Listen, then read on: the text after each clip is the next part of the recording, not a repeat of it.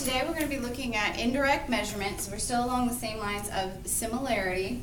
The central question, how can you determine congruence and similarity? Okay, jumping right into it, indirect measurement allows you to use properties of similar polygons to find distances or lengths that are difficult to measure directly.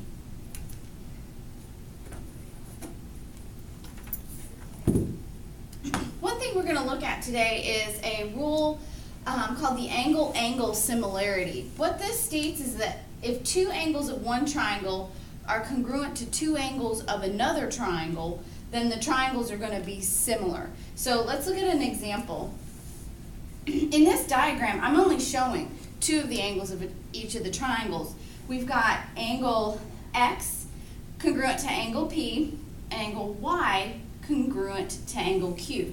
Knowing that they have two pairs of congruent angles, we can go ahead and say that the two figures are similar, because if we were to extend these lines and finish the drawing of these two triangles, then you'll see that the two triangles are similar.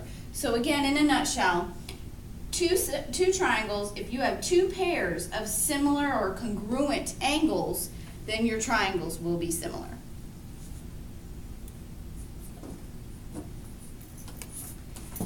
So we're going to use that rule in an example, determine whether the triangles are similar, and if so, we're going to write a similarity statement. So we have two triangles.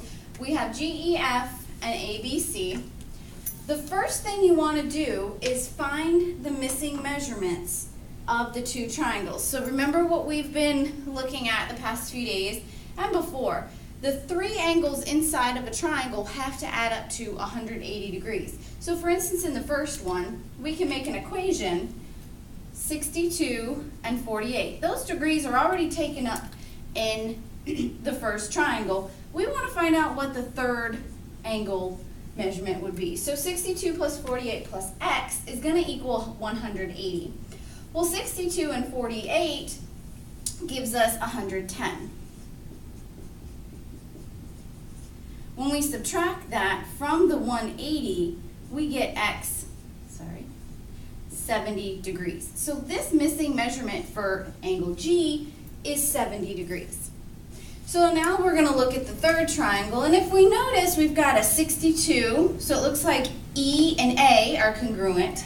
We now have a 70, so it looks like G and C are congruent.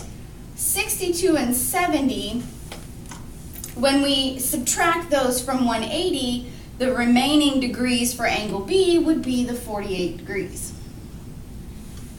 Now, knowing that the angles are all congruent to its corresponding angle, we can say that it is similar. Now, we could have stopped right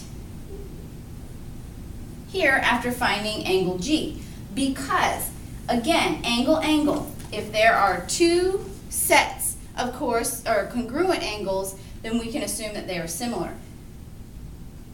So after finding G, we knew that G and C were congruent.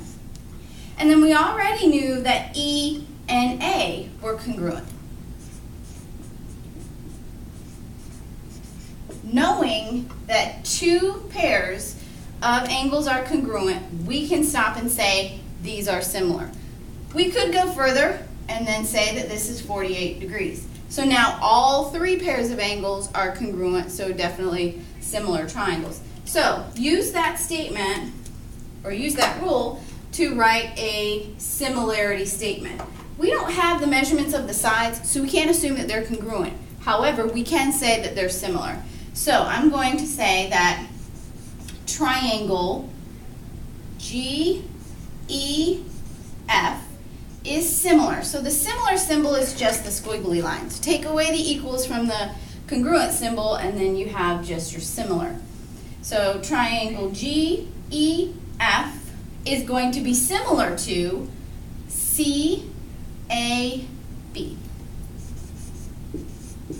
Make sure you match up those angles when you name that those triangles in the similarity. Now, we can also go ahead and give our last congruent statement. We can say that angle F is congruent to angle B. So we can give our 3 pairs of angle congruence statements, and we can give our similarity statement.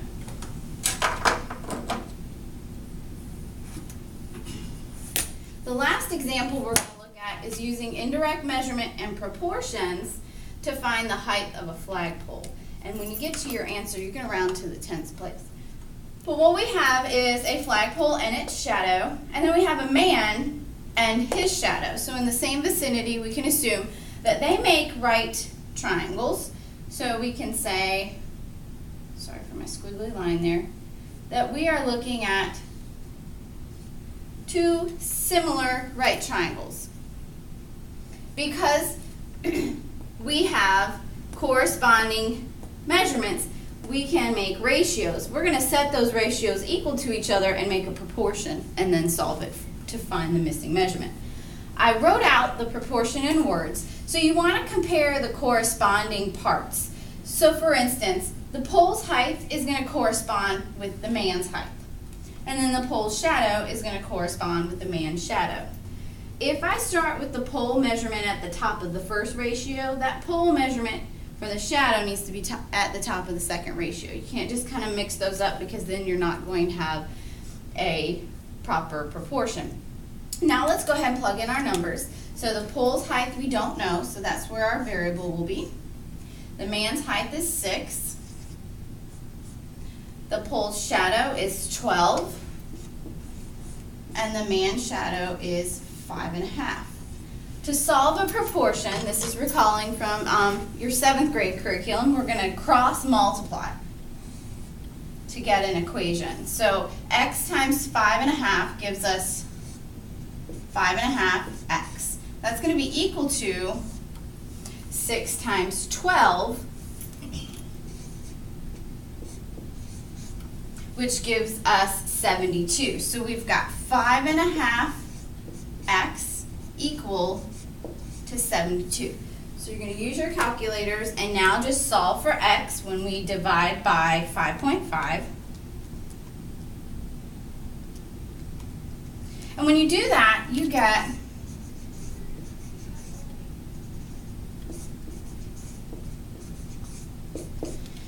a repeating decimal. It's 13.090909. So just round to the 10th place and give me 13.1 feet.